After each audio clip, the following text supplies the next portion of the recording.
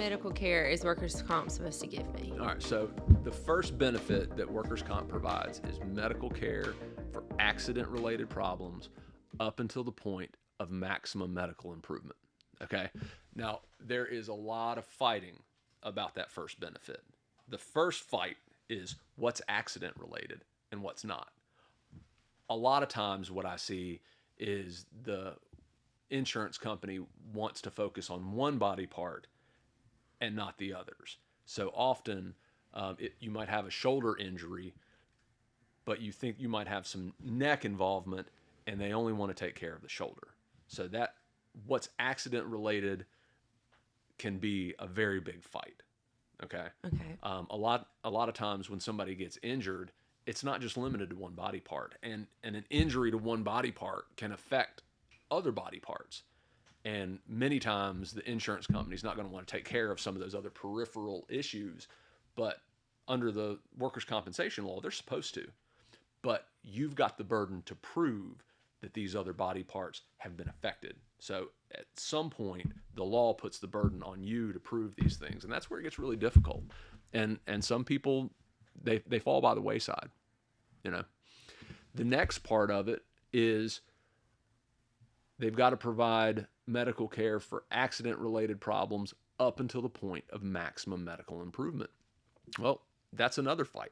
It's another big fight, is when has somebody reached maximum medical improvement? That is a question that is highly fact-sensitive. It is it's a case-to-case basis. And most of these issues are what we call complex medical issues, okay? And a complex medical issue, you got to have a doctor decide, okay? So the workers' compensation company, they send you to a particular doctor, and this doctor does all the stuff that they think is appropriate for you, and then they release you, okay? They say, Skylar's about as good as she's going to get for the foreseeable future. We don't know how to do anything else that's going to make her function any better. Okay, now she might need a little bit of physical therapy. She might need some prescription medication.